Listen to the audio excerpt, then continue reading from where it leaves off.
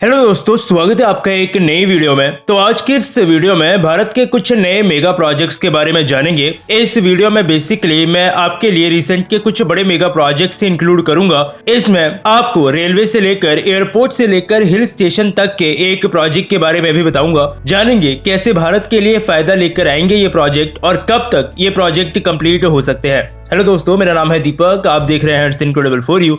तो आइए शुरू करते हैं।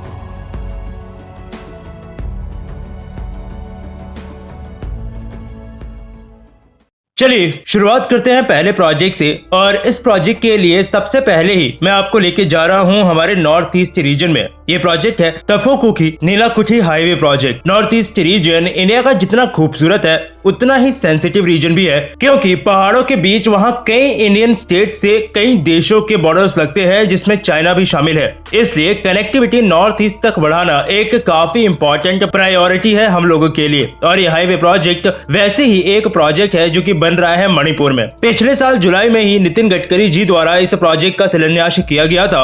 और ये एक ब्राउन फील्ड प्रोजेक्ट है जिसमें 4 लेन का हाईवे बनाया जाएगा। नेशनल हाईवे 2 के अंतर्गत प्रोजेक्ट तैयार किया जाएगा। तफोकुकी नीलाकुठी हाईवे प्रोजेक्ट, ये जो नाम है इसमें ये नीलाकुठी मणिपुर की राजधानी इम्फाल के नजदीक पड़ता है। और ये प्रोजेक्ट लगभग 47 किलोमीटर से लंबा होने वाला है। 2 फेजेस में या 2 सेक्शंस में प्रोजेक्ट को कंप्लीट किया जाएगा, जिसमें पहले 25 किलोमीटर के सेक्शन को कंप्लीट किया जाएगा, जिसके बाद बचे हुए 22 किलोमीटर के सेक्शन में काम शुरू होगा। प्रोजेक्ट पहाड़ी इलाकों में है, इसलिए प्रोजेक्ट में ठीक ठाक खर्चा आएगा। 1100 करोड़ रुपए अभी एस्टिमेट किया जा रहा है प्रोजेक्ट में खर्चे को। और काम हो रहा है इस वक्त इस प्रोजेक्ट में, और उम्मीद है कि अगले 2 साल में यानी 2024 तक ये प्रोजेक्ट पूरी तरह से बनकर कंप्लीट हो जाएगा। चलिए बढ़ेंगे अगले प्रोजेक्ट की तरफ, और ये है अयोध्या एयरपोर्ट। पिछले हाईवे प्रोजेक्ट जो मैंने बताया उसका चांसेस है कि शायद उसके बारे में काफी लोगों को नहीं पता होगा, लेकिन अयोध्या में बन रहे इस एयरपोर्ट के बारे में शायद आप सबको पता होगा। अयोध्या एयरपोर्ट, जिसको ऑफिशियली मर्यादा पुरुषोत्तम श्री राम इंटरनेशनल एयरपोर्ट का नाम दिया गया है, उत्तर प्रदेश के अंदर बनकर तैयार हो रहा है। पिछले साल 2021 में इस प्रोजेक्ट का नाम चेंज किया गया है, यानी इसमें पूरी तरह से नया एयरपोर्ट नहीं बनाया जा रहा है, बल्कि जो एग्जिस्टिंग एयर स्ट्रिप है उसको ही अपग्रेड किया जा रहा है। यानी आप इसको भी एक ब्राउन फील्ड प्रोजेक्ट ही कह सकते हो। और इस अपग्रेडेशन के साथ साथ एक टर्मिनल बिल्डिंग भी बनाई जाएगी लगभग 6117 स्क्वायर मीटर के एरिया में, जिसके अलावा पार्किंग, टैक्सीवे, फायर स्टेशन, इन सब चीजों पे भी काम किया जाएगा।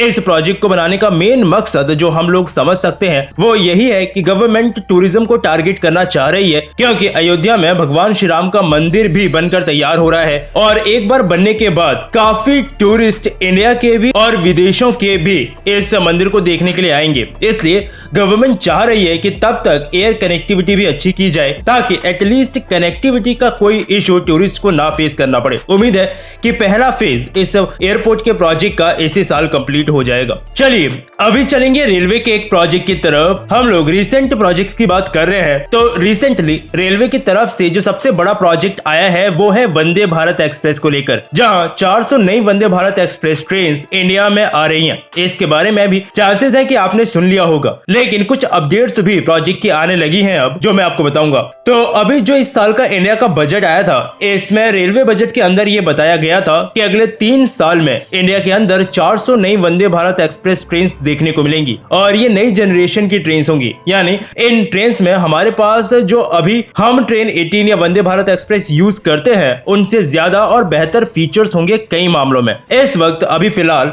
सिर्फ 2 ही वंदे भारत एक्सप्रेस ट्रेन चलती हैं इंडिया के अंदर, और इस साल वैसे कुछ नई ट्रेन आ रही हैं, लेकिन इसमें एक और नई चीज की न्यूज अभी कुछ समय पहले आई थी, जिसके बारे में मैंने आपको एक वीडियो में भी बताया था कि इन नई आ रही वंदे भारत ट्रेन के अंदर स्लीपिंग फैसिलिटी देने की बात की जा रही है। मैं आपके लिए न्यूज का वो आर्टिकल भी स्क्रीन पे लगा दूंगा ताकि आप लोग उसे पढ़ सको। इसमें क्लियरली ये चीजें लिखी हुई थी कि नई वंदे भारत ट्रेन में स्लीपर फैसिलिटी होगी, साथ ही वो लाइट वेट होंगी, ज्यादा एनर्जी एफिशिएंट होंगी, और साथ में मैन्युफैक्चरर्स को ये चॉइस भी दी जाएगी कि क्या वो ट्रेन को एल्यूमिनियम से या फिर स्टील से बनाना चाहते हैं। वैसे एल्यूमिनियम का चूज होना बहुत मुश्किल है, लेकिन अगर स्टील भी चूज हुआ तब भी ट्रेन को लाइट वेट अपडेट बनाना पड़ेगा। यानी अगर आपको याद हो तो जो ट्रेन 20 का एक बारी काफी हाइप हुआ था कि ट्रेन 20 आ रही है, उसमें बिल्कुल ऐसे ही फीचर्स बताए गए थे जो इन नई वंदे भारत ट्रेन में बताए जा रहे हैं। यानी पूरी तरह से नहीं, लेकिन थोड़ा बहुत हमारे ट्रेन 20 का भी सपना पूरा हो रहा है और बाकी इंडियन रेलवेज काफी हद तक चेंज जरूर हो जाएगी एक बार जब ये सारी की सारी नई Vande Bharat express train India में रेलवेज में ट्रैक्स पर दौड़ने लगेंगी।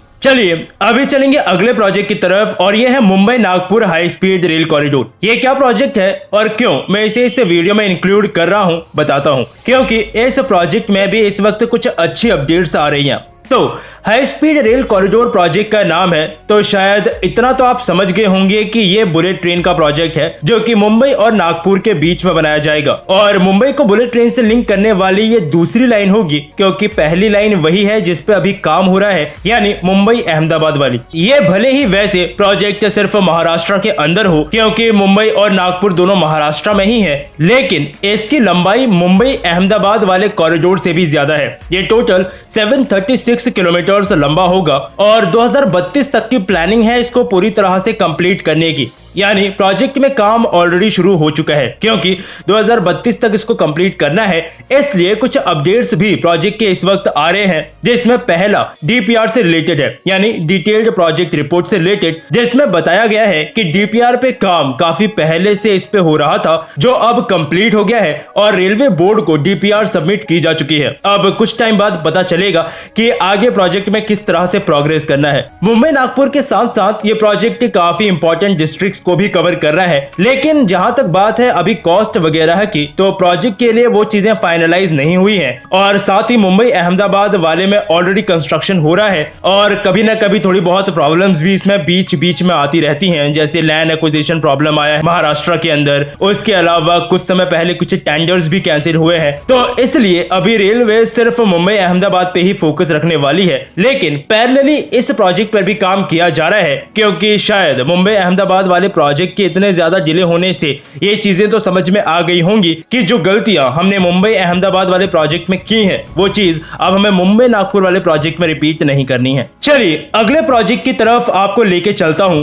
और ये प्रोजेक्ट भी हाल ही में ही लॉन्च किया गया है, या ऐसा कह सकते हैं कि हाल ही में ही सामने आया है, और यह है पर्वतमाला, भारतमाला, सागरमाला। आपने सुना होगा, ऐसे ही ये प्रोजेक्ट है पर्वतमाला भी, और ये प्रोजेक्ट में एक्चुअली टारगेट किया गया है हिली एरियाज को। तो कैसे? तो ये प्रोजेक्ट है नेशनल रोपवे डेवलपमेंट प्रोग्राम। तो रोपवे शायद आप लोगों ने देखे होंगे, अगर आप कभी पहाड़ी इलाकों में गए हो तो केबल कार आपने देखी होगी, जो कि एक जगह से दूसरी जगह जाने के लिए हिली एरियाज में काफी इस्तेमाल में लिया जाता है। तो इनको हिली एरियाज में बनाना ताकि पहाड़ी इलाकों में कनेक्टिविटी को बेहतर बनाया जा सके, यही इस प्रोजेक्ट का लक्ष्य है। आज से पहले अगर आपने ध्यान दिया हो तो रोपवे, केबल कार जैसे प्रोजेक्ट्स एक्चुअली उन्हीं जगहों पे बनाए जाते थे जहां लगे कि हाँ टूरिस्ट आते हैं, यानी टूरिज्म को और बढ़ाने के लिए इन्हें बनाया जाता था। लेकिन पहली बार इसको एक मोड ऑफ ट्रांसपोर्टेशन की तरह देखा जा रहा है, जो कि वहां पहाड़ी इलाकों में रह रहे लोकल लोगों को भी काफी सहूलियत देगा, क्योंकि जनरली देखो ऐसा देखा गया है कि इन तरह के एरियाज में कनेक्टिविटी बहुत ही पुअर होती है